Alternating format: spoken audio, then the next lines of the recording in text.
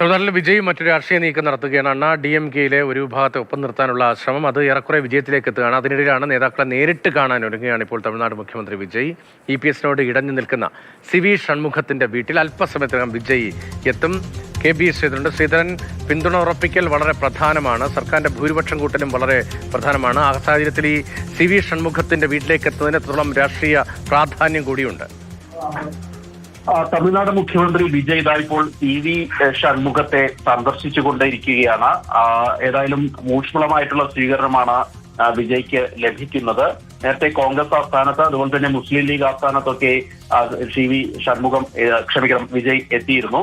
ഏതായാലും ഇതിൽ രാഷ്ട്രീയ പ്രാധാന്യം എന്നുള്ളത് ഈ DMK-യുടെ ഇടഞ്ഞു നിൽക്കുന്ന ഈ വിഭാഗവുമായി വിജയ് നടത്തുന്ന കൂടിക്കാഴ്ചയാണ്. നേരത്തെ തന്നെ ഈ CV ഷൺമുഖത്തിന്റെയും SP വേലുമണിയുടെയും നേതൃത്വത്തിലുള്ള വിഭാഗം വിജയെ പിന്തുണയ്ക്കാനുള്ള ഒരു തീരുമാനം എടുത്തിട്ടുണ്ട്.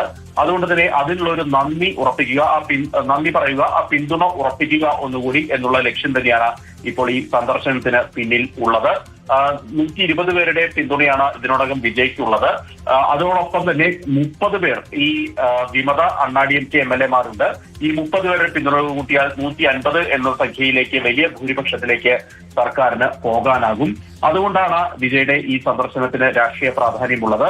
അതിനിടെ DMK ഈ വിമത MLA-മാരെ വെട്ടിലാക്കാനുള്ള ശ്രമങ്ങൾ നടത്തുന്നുണ്ട്. അതായത് ഇവർക്ക് ഈ വിപ്പ് നൽകിയിട്ടുണ്ട് EPS വിഭാഗം. പാർട്ടി ജനറൽ സെക്രട്ടറിയാണ് എടപ്പാടി പളനിസ്വാമി. അവർക്ക് വിപ്പ് നൽകിയിട്ടുണ്ട്. ഈ 47 MLA-മാർക്കും ഈ TVK-ക്ക് എതിരായിട്ട് വോട്ട് ചെയ്യണം എന്ന് പറഞ്ഞുകൊണ്ടാണ് വിപ്പ് നൽകിയിരിക്കുന്നത്.